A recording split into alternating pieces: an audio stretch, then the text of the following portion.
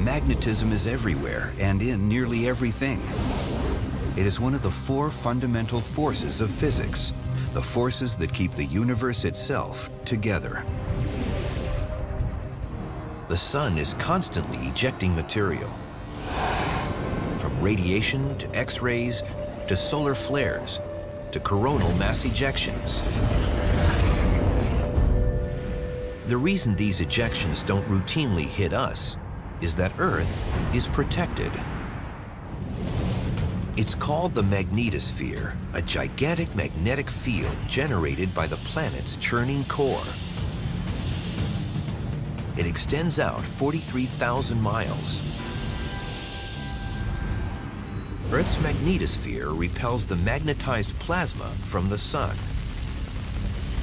Only a tiny piece of the magnetic storm gets caught in the small opening at the planet's poles, where we see it as the Northern Lights.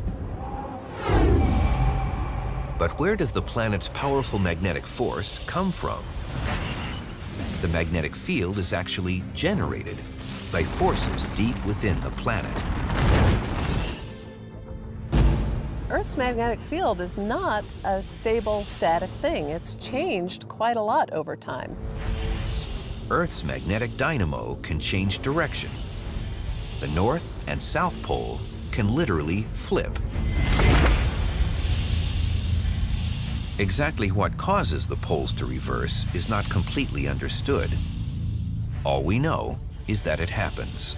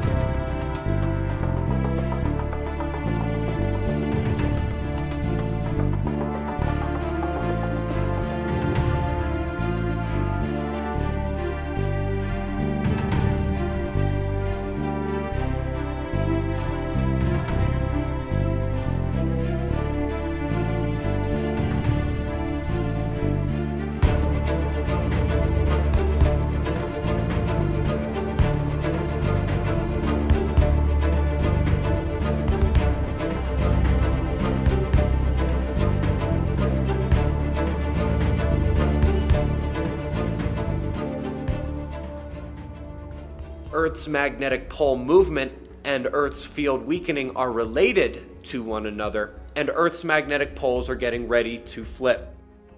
These things, once they get started, can happen in less than a human lifetime, and quite obviously we are more than 80 years into this one already. And we are seeing the intensification, the speeding up of the pole movement, and the speeding up of the loss of the field.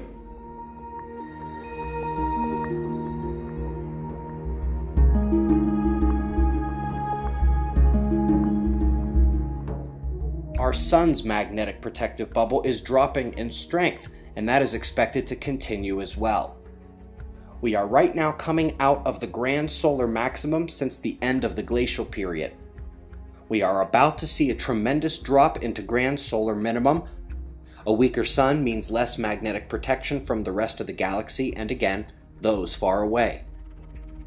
The only thing stopping energy from space from having a greater hand in Earth's electrical processes is the magnetic field. Everything about the electrical processes of earthquakes is going to get a boost as Earth becomes more exposed to the galaxy and beyond. The best summarization of the air shower cosmic ray effects is electric. more lightning storms, more lightning strikes, stronger lightning strikes, more cloud cover, and higher variability of that cloud cover, easier freezing of supercooled water into more, larger hail. And there is even considerable evidence growing in regard to wind speed correlation with solar wind parameters. All the things that make these correlations true have to first overcome the magnetic shield of our planet, and in terms of cosmic rays, the sun's magnetic shield as well. That means that the weather can only intensify as the electric cascade from space intensifies.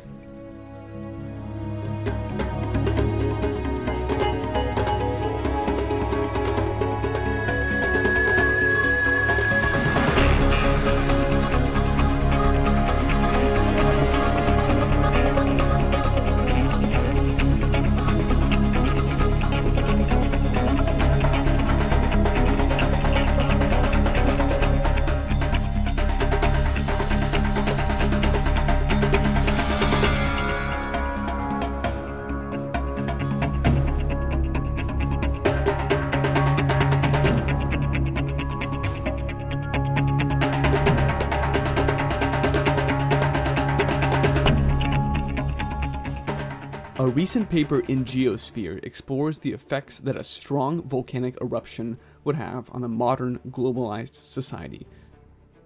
I am of the opinion that this is very likely to happen very soon, because I will go the extra step and tie eruption activity to galactic cosmic rays, which we know are on the increase. And that's a well-established fact. That increase in galactic cosmic rays is going to be amplified as far as the way we feel it here, because we are also simultaneously losing our magnetosphere. So these things combine, and that means that we're experiencing drastically increased galactic cosmic rays here on the surface of our planet. Now, what does that mean from the increasing fragility of our power grids to the ways that GCRs interact with the human body and viruses, causing more rapid mutations and generally health to decline, to the already devastating effects that just the inclement weather and extreme weather, which is a function of galactic cosmic rays and is indeed worsened by attempts to geoengineer the environment, and how that's devastating modern agriculture. We also know that we saw studies and announcements accompanying those studies towards the turn of 2018 that indicated there would be an uptick in seismic and volcanic activity, although they attributed that in absolutely farcical fashion to global warming and the reduction of glaciers. So they're lying to your face about the reason, the mechanism here, but we are seeing that the media has leaked the fundamental important parts here, that there's an increased amount of volcanism and that the world is not prepared. There'll be crop losses and famine. Why would they choose to hide the crop losses but feature the volcanic? They expect a major volcanic eruption, and they expect then to be able to blame the cooling that we're already witnessing on that eruption. They expect then to be able to blame the crop losses on that cooling in the volcano, and they have already laid the framework by which they will blame this eruption on us, on anthropogenic causes. Now that we've got these particulates in the atmosphere, we have to continue geoengineering, or we'll have catastrophe, just be ridiculous global warming because the volcano did some cooling for us and now we have to keep this up. So they've written into the script both a major volcanic eruption and then the requisite continuing aerosol spraying through geoengineering. So this is a public unveiling of geoengineering as well. I also hope that you are preparing for all of these things, because the state is lying to you and it does not have solutions for you.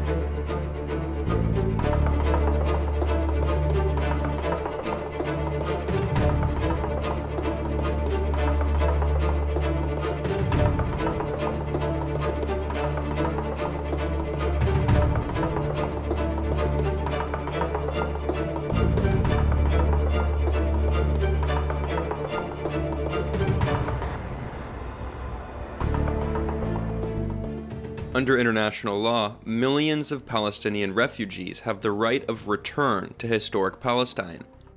The Great Return March on the Gaza border was organized expressly to highlight this fact. These marches and this kind of tactic of unarmed resistance has been witnessed in Palestinian villages for years and years and years, and the world just turns its head and ignores it. And so they've done it again today in a massive demonstration.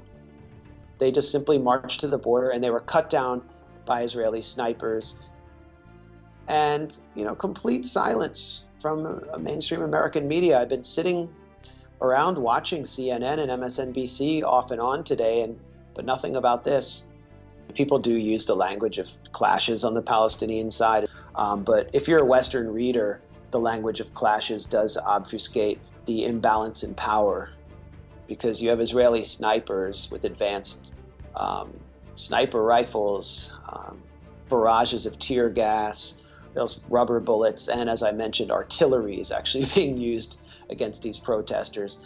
These aren't like equal clashes, but two armies armed with light weapons and tanks. It's, youth with stones walking into the teeth of one of the most advanced militaries. We saw the New York Times describe the march this way: a peaceful march by Gazans to the border of Israel turned bloody. It just simply turned bloody. So we don't know if people inside the march started, all of a sudden they pull out their, machine guns and suicide vests. I mean, we just don't know, because it just turned bloody. Actually, Israel turned it bloody by shooting them, and that's just too much for the New York Times to acknowledge. Gaza is basically a human warehouse for refugees who were pushed out of their land and their property in 1947 and 1948 during the systematic campaign of ethnic cleansing by Zionist militias and what eventually became the Israeli military. And Israel proceeded to pass a series of laws which defined all of those people who'd been pushed into Gaza as infiltrators, and enabled their criminal prosecution and their capture, their violent capture, if they re-entered into what became Israel. David Ben-Gurion ordered his troops to shoot anyone who attempted to infiltrate again. And the Gaza border, ever since the early 50s, has really been the site of extreme brutality by Israel's border guards against people trying to get back home from Gaza. Here we are, 70 years later, and people are still trying to walk home.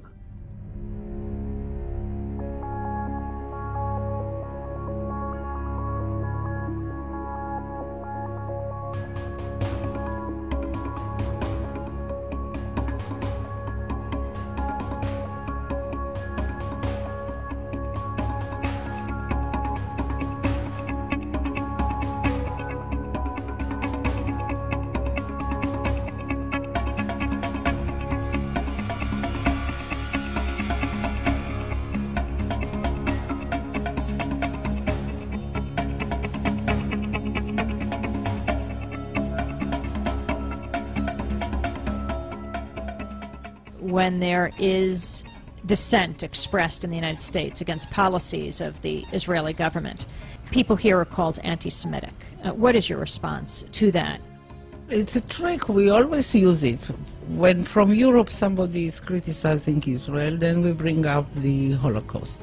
When in this country people are criticizing Israel, then there are anti-Semitic.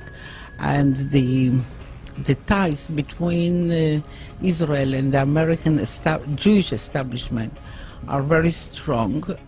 They have power, money, and media and other things, and they are not ready to hear criticism. And it's very easy to blame people who criticize certain acts of the Israeli government as anti-Semitics, and to bring up the Holocaust and the suffering of the Jewish people, and that justify everything we do to the Palestinians.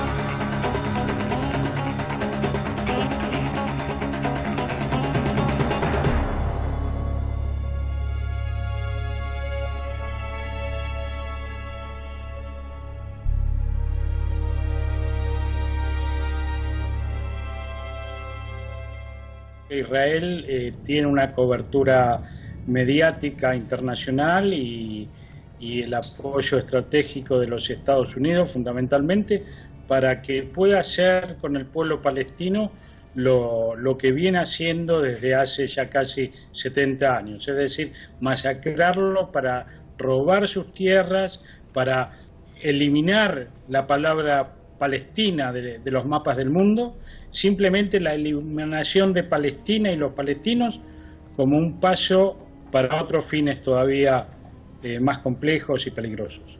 La comunidad internacional no puede hacer nada si no lo hace Estados Unidos y ahora mucho menos con Trump como presidente. No hay que olvidar que Israel tiene armas nucleares, es un país sumamente peligroso y creo que si seguimos con la ultraderecha, con el sionismo gobernando Israel, vivimos permanentemente al borde de una guerra de dimensiones desconocidas.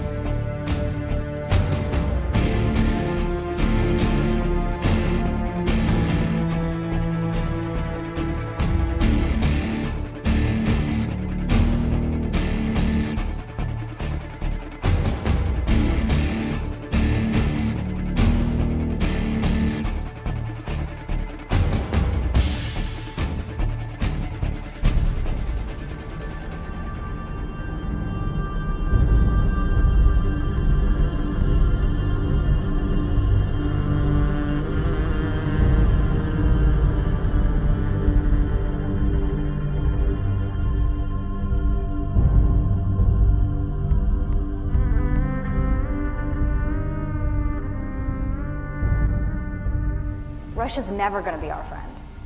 But having said that, that doesn't mean we don't want to work with them. But we work with them when we need to, and we slap them when we need to. That's just the way it needs to be.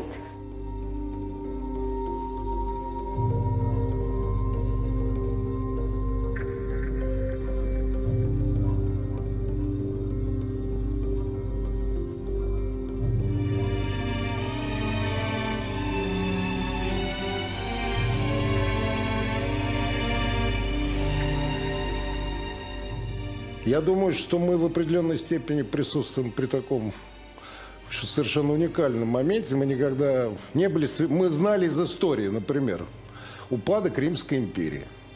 Мы читали, что это было 2000 лет назад. На самом деле примерно то же самое мы наблюдаем сегодня в отношении того, что происходит с Западом. Но я по-человечески, кстати, понимаю, в течение 20 лет фактически полная гегемония, полная. Злейший соперник повержен. И кажется, что повержен до конца. Можно делать все, что угодно. Можно, например, уничтожить Югославию, Сербию привести, всегда непокорную Сербию привести в порядок. Можно полностью уничтожить весь Ближний Восток. Все страны, которые представляли хоть какую-то самостоятельность в политике, как Ирак, так сказать, Ливия, Сирия, все сделано, все полностью переформатировано так, как это.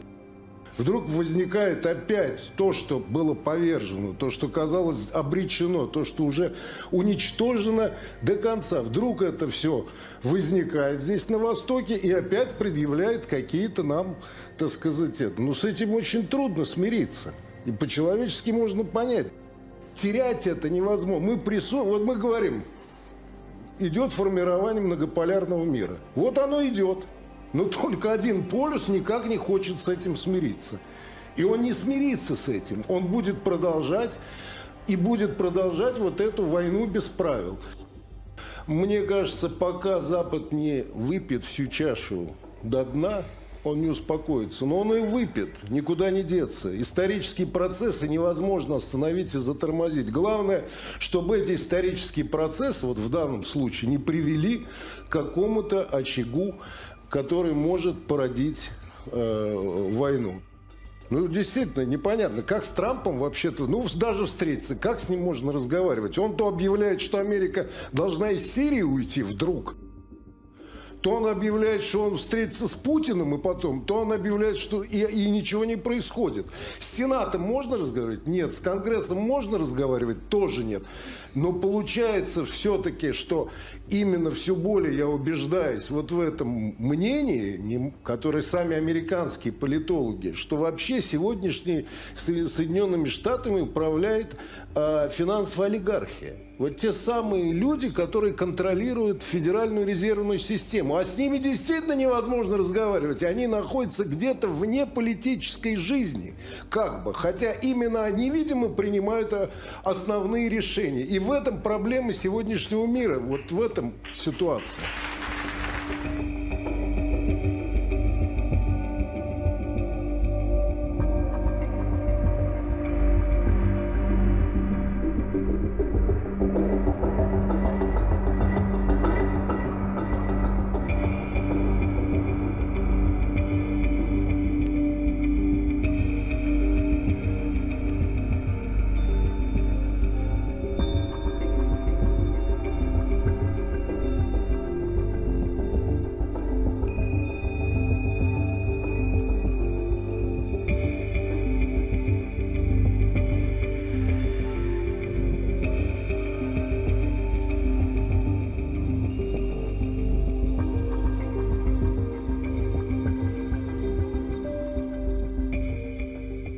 What is Washington trying to do? Trying to make an enemy out of a country that can destroy the United States?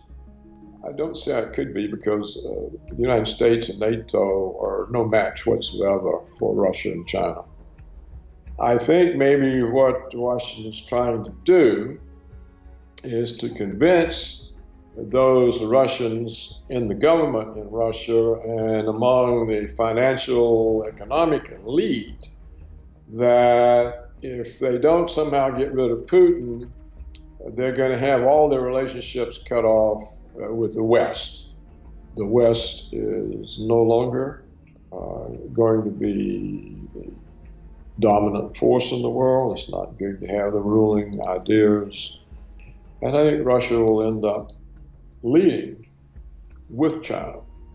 The trade in Chinese-Russian currencies among themselves and the expansion of this into other parts of Asia, this will reduce the dollar area of influence. It will reduce Washington's power to bully those countries, and it will cause a drop in the demand for dollars anywhere in the West. There's none. There's not a leader in sight. There's a complete lack of any leadership, so you can't expect to see any judgment. And what we're seeing is clearly the absence of judgment. Well, anyone who would appoint John Bolton to be the National Security Advisor could not possibly intend to normalize relations with Russia, because John Bolton is one of the most scary, worst warmongers. And then his other nomination, Pompeo, to be Secretary of State. This is a warmonger. It is Trump assembling a war cabinet. in very dangerous times, except I think now the Russians have come to the conclusion that the West is insane, it's falling apart, and they don't need to do anything. And I think that's why they are so unprovocative in their own responses.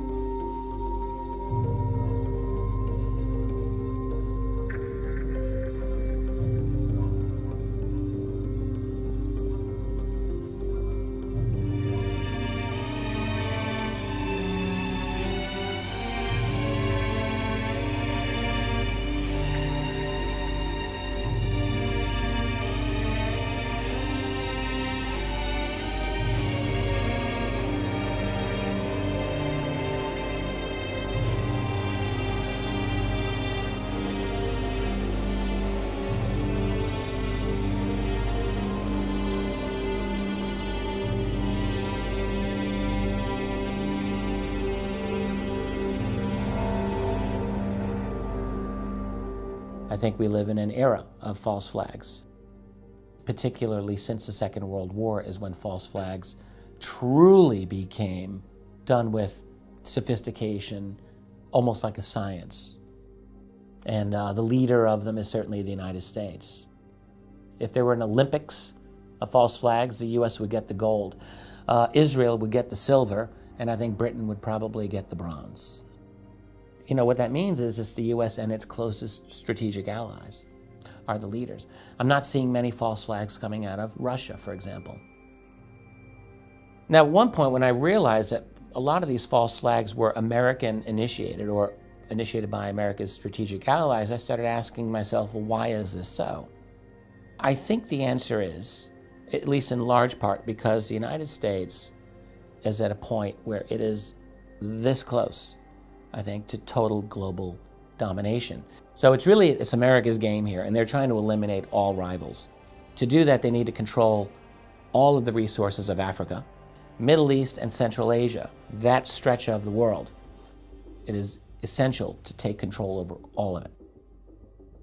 If you're going to have wars that could not otherwise be justified, you need to have at least access to false flags.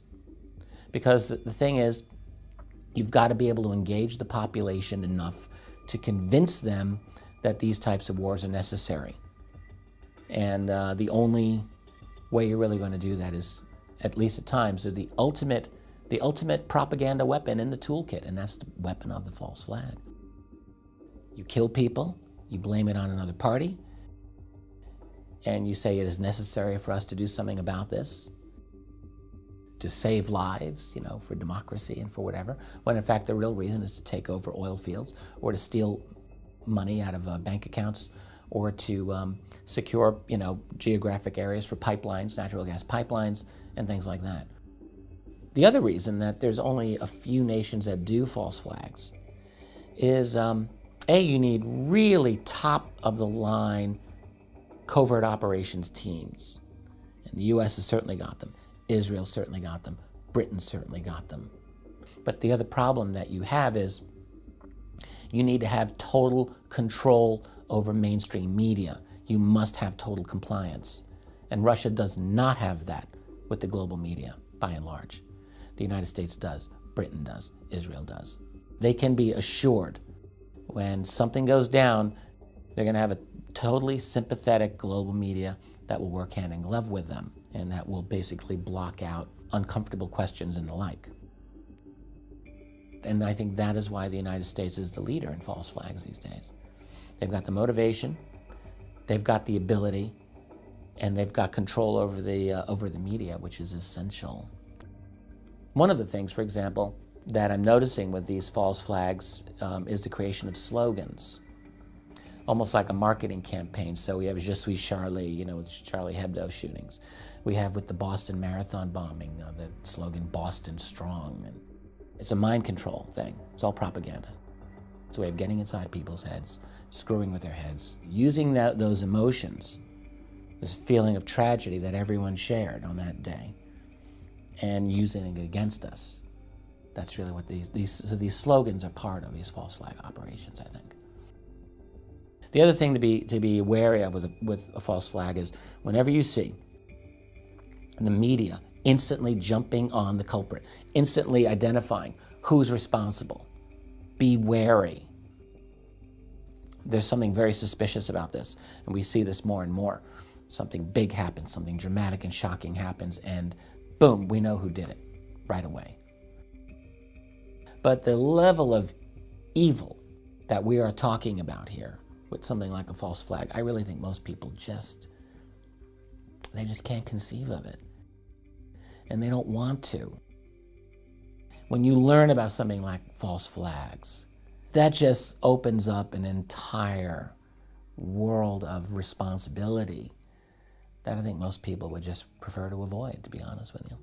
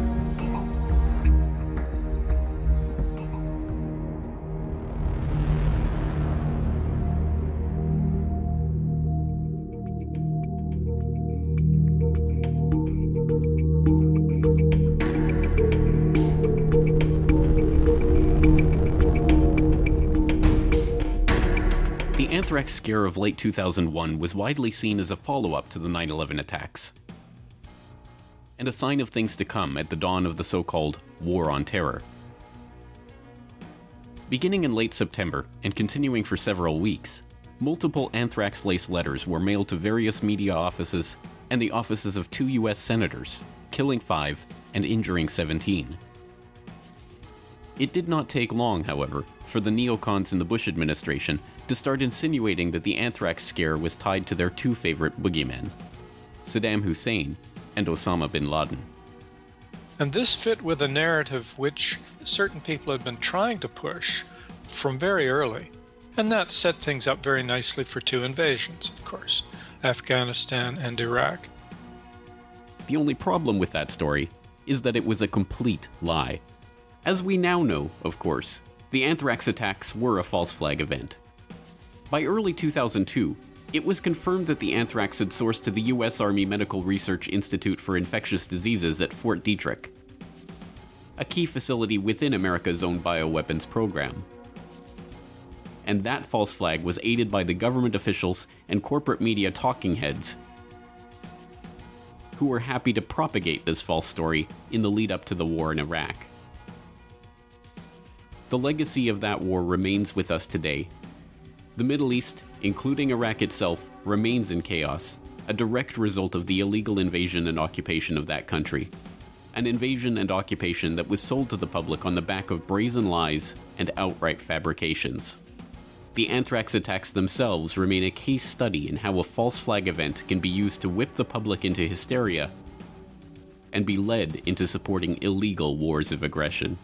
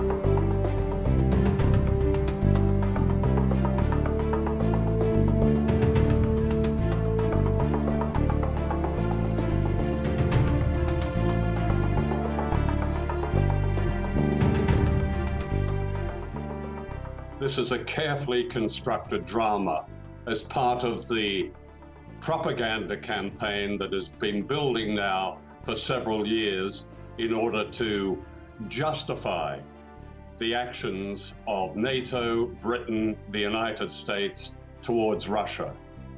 Most people don't understand these dangers, the dangers of this propaganda. Russia's nerve gas program, its active Novichok program, was verified as destroyed in September 2013 by the United Nations watchdog. Unlike the United States, that is still to be destroyed. Porton Down, a few miles from where Skripal and his daughter were found, has a long and sinister record with nerve gas and chemical weapons. There is no evidence, and this is so dangerous, with Russia being effectively pushed into a corner with these accusations. It's part of a propaganda campaign. I can tell you that. I'm a journalist who's spent almost all my career working in the mainstream in Britain. This is a propaganda campaign promoted specifically in the media and in the government. Russia's request for a sample of this nerve agent has been turned down. The British police have made no commentary on this. This is extraordinary. So you have an attempted murder, you have a crime scene, and you have no evidence. And neither do you have a motive. Why on earth would Russia, on the eve of an election and on the eve of staging the World Football Cup, want to destroy, if you like, its international name with such a crime. But there's plenty of motive on the other side. And it's Iraq. If you go back to 2003, that carefully constructed drama saw an invasion of Iraq and the death of up to 1 million people. And we know that was based entirely on propaganda, deception, and lies. That, at the very least, should make us skeptical of May's theatrics in Parliament.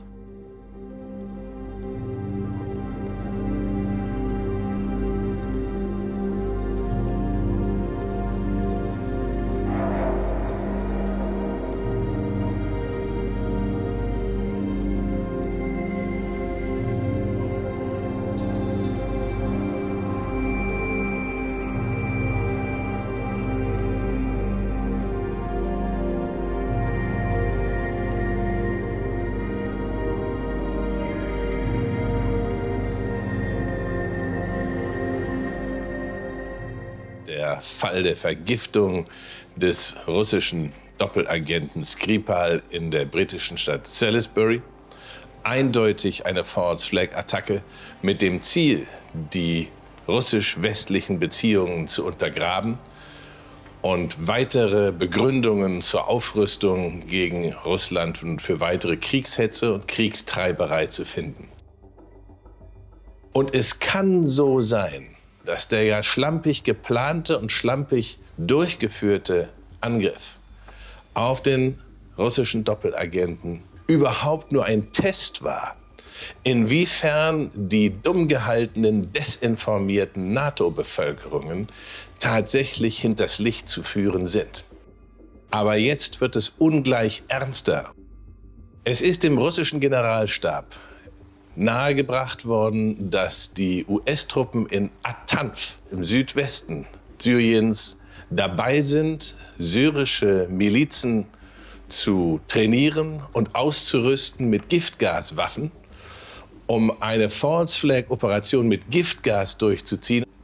Wir erinnern uns sehr unangenehm an die ausführlichen, wiederholten Warnungen des französischen Präsidenten, der britischen Regierung, dass im Fall eines Giftgasangriffs der Assad-Seite das NATO-Bündnis einschreiten könnte, auf jeden Fall aber Frankreich und Großbritannien loslegen würden, militärisch.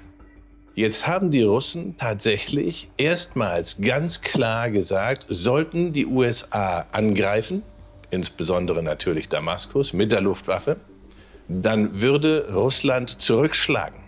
Dass sie bisher ihre S-400-Systeme nicht gegen die angreifenden israelischen Bomber oder auch gegen US-Flugzeuge eingesetzt haben, das ist eindeutig der Großzügigkeit der russischen Führung zu verdanken, die ja immer wieder von uns beschuldigt wird, den Krieg anzuheizen und die Lage zu verschlechtern. Es ist also ganz eindeutig, dass wir knapp vor einem Krieg zwischen Russland und USA im Nahen Osten stehen. Dass der dann auf Europa übergreifen muss, ist keine Frage. Vielleicht geht das Ganze viel schneller. Vielleicht startet man einfach schon mal den Angriff aus Syrien und lässt die Sache sich allmählich hochschaukeln, eskalieren. Und deswegen wird propagandistisch jetzt alles da reingelegt, dass die westliche Seite hier in ihrer miesen, kriegstreiberischen Propaganda gegen Russland die Oberhand behält und dass tatsächlich möglicherweise am Boden die Fakten geschaffen werden.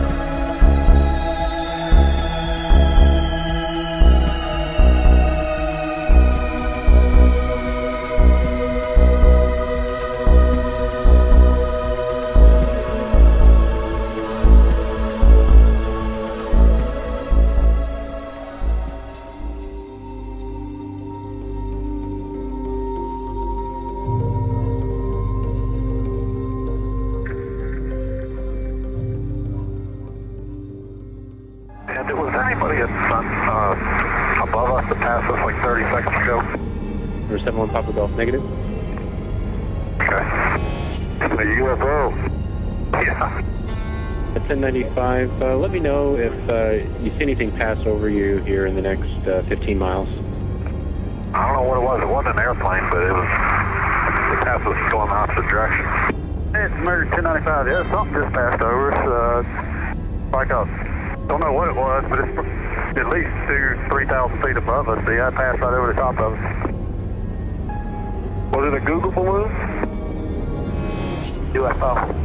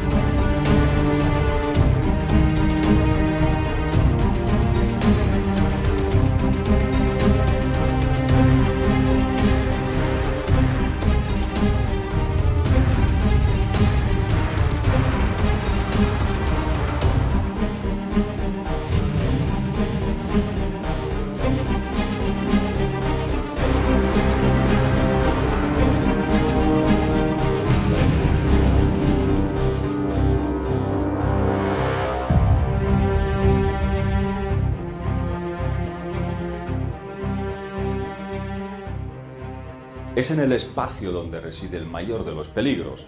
Hablamos de plataformas de satélites militares con capacidad para disparar hacia blancos terrestres, el llamado ataque orbital. Y esto lo tienen las principales naciones del mundo. Parecería que de cara a la galería pretenden hacernos creer que están en guerra entre sí, pero colaboran juntos en estos proyectos espaciales, siguiendo un objetivo común, un objetivo de defensa del planeta Tierra. Pero claro, la pregunta es, ¿pero defenderse de qué o de quién? Nosotros pensamos que algo se aproxima de fuera. Inteligencias extraterrestres están intentando intervenir en nuestro planeta. Miles de años llevan aquí varias razas alienígenas hostiles, que mantienen a la humanidad como una granja de su propiedad. Y han dispuesto una serie de sistemas de defensa. Efectivamente, han custodiado fuertemente el planeta, por tierra, mar, aire y también desde el espacio. Ya os contamos que muchos objetos que están penetrando en nuestra atmósfera son catalogados como meteoritos. Pero tenemos motivos para sospechar que podrían ser sondas o cápsulas no tripuladas de origen alienígena, es decir, teledirigidas. Hay razas ahí arriba, amigos, que desean ayudar, desarmar a esta élite que colabora con razas hostiles. Por ese motivo, cualquier cápsula extraterrestre que pueda penetrar en la Tierra se intentará destruir. La forma más limpia de hacerlo es con energía plasmática. ¿Y qué es lo que está sucediendo últimamente por todo el mundo? Pues eso, haces de luz han sido vistos por todo el globo. Extraños meteoritos que cruzan la atmósfera acompañados por brillantes rayos de plasma. Está a punto de desatarse una guerra entre la élite oscura y razas benévolas, que vienen a ayudarnos. Oficialmente, el 16 de enero pasado, un meteorito ilumina varias ciudades de Michigan. Los medios de difusión se esforzaron en ocultar lo que vieron los testigos, y se dieron avistamientos en la misma hora en Michigan y en New Haven. Un rayo rojizo atravesó el cielo. Un rayo que caía en ángulo perfecto de 90 grados. Y permaneció segundos así. Esto no es un meteorito. Aquí ha habido un ataque orbital, quizás desde un satélite militar alguien ha lanzado una ofensiva ante la supuesta entrada de un objeto exterior. Esta explosión que vemos fue grabada desde distintos puntos, la mayoría desde Michigan. Observad el tremendo estallido, pero fijaos en esta filmación. El objeto se detiene y vuelve a subir. Ya me diréis si esto es un meteorito. En el Kremlin circula un informe de las Fuerzas de Defensa Aeroespacial que insinúa que un cometa llamado 41P Tartel-Giacobini-Kresk misteriosamente, decía, ha disminuido su velocidad hasta casi detenerse y ha comenzado a disparar rayos de energía contra la Tierra. Se habla de misteriosos objetos catalogados como cometas que disparan también contra Marte. El cometa Siding Spring C 2013-A1 había lanzado un rayo de plasma en dirección al planeta Marte y, como siempre, silenciado por los grandes medios. Sin ir más lejos, el pasado 27 de febrero, un equipo de televisión de la Fox 6 grabaron en Milwaukee, Estados Unidos, estas imágenes. Un grupo de luces nocturnas evolucionando sobre la ciudad. La cuestión aquí es que todo indica que dos facciones alienígenas están en pugna. Unas para reforzar este planeta cárcel y otras para liberar a la humanidad. Se avecina una guerra, sí. Pero la clave, probablemente, como ya sabéis, aquí pensamos, está en nosotros, en los humanos. En nosotros reside la llave del despertar, que es, precisamente, lo que nos motivará a que las fuerzas luminosas actúen, al final, a nuestro favor.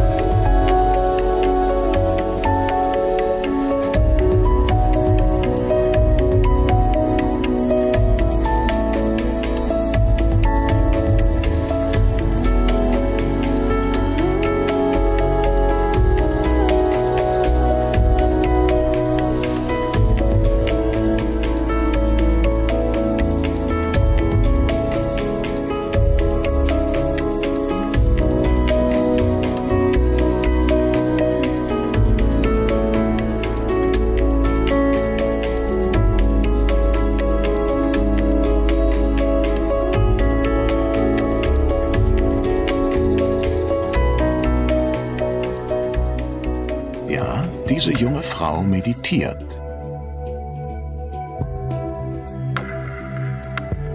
Wie sie schließen immer mehr Menschen auf der ganzen Welt für ein paar Minuten am Tag die Augen, um den Fluss ihrer Gedanken zu unterbrechen.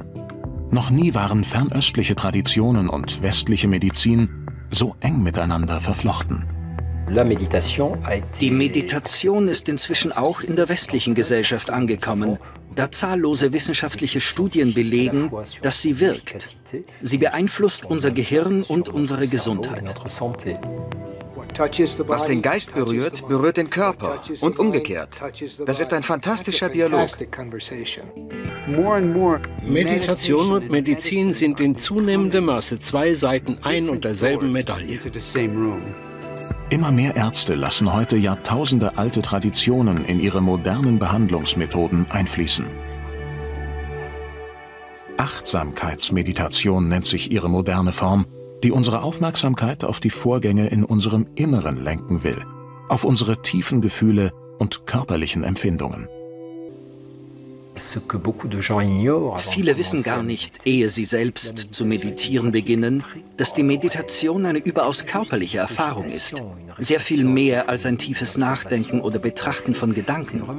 Wir hören in unsere ganze Person hinein, lauschen, was in unserem Körper geschieht, wie wir atmen, wie unsere Gedanken fließen, wie Geräusche auf uns wirken. Im Grunde sind wir unser eigener stiller Beobachter. Wir wollen nichts bewegen, sondern einfach nur im gegenwärtigen Moment sein. Galt die Meditation lange als reine Entspannungsübung oder als eine Modeerscheinung, so wird ihre antidepressive Wirkung heute von immer mehr Ärzten anerkannt. Die Zahl der dauerhaft veränderten Hirnareale ist so groß, dass eine umfassende Bestandsaufnahme bislang schwierig ist. Also stimmt es gar nicht, dass unsere Meditierende nichts tut, seitdem sie die Augen geschlossen hat. Nein, im Gegenteil. Sie stimuliert etwas, das die Fachleute als Neuroplastizität bezeichnen. Neuroplastizität bezeichnet schlicht die Fähigkeit des Gehirns, sich infolge von Erfahrungen oder Training zu verändern. Und die Meditation erlaubt uns, unser Gehirn stärker selbst zu lenken und die Neuroplastizität gezielt zu nutzen. Die Meditation ist inzwischen wirklich Teil der Medizin. Sie ist keine Alternativmedizin, sondern wird zunehmend Standard. Damals erklärten die Behörden zum ersten Mal Stress zu einem der größten gesundheitlichen Risikofaktoren. Mit anderen Worten, einem Hauptverursacher von Krankheiten. Es ist, als verfügten wir über ungeahnte Ressourcen, die sorgsam in den ruhigen, entspannten Regionen unserer Psyche verwahrt sind. Als würde uns die Meditation die Tür zu einer Art inneren Apotheke öffnen. Dass Meditation unser Erbgut und unsere Zellgesundheit positiv beeinflusst, gehört zweifellos zu den spannendsten wissenschaftlichen Erkenntnissen der jüngsten Zeit. Sie könnte langfristig das Interesse an den fernöstlichen Geistesübungen noch verstärken. Auf den ersten Blick fällt es schwer, sich vorzustellen, dass wir mittels Meditation auf die DNA-Stränge einwirken können, die in jeder unserer 100.000 Milliarden Zellen liegen. Fast alle Ergebnisse deuten darauf hin, dass etwas sehr Interessantes vor sich geht, wenn wir vom Tun ins Sein kommen. Und zwar in unserer Biologie, unserer Atmung, unserem Gehirn, unserem Genom und den Telomeren, also an den Enden unserer Chromosomen. Eine Medizin für Körper und Geist, die ich gern als Medizin des Seins bezeichne.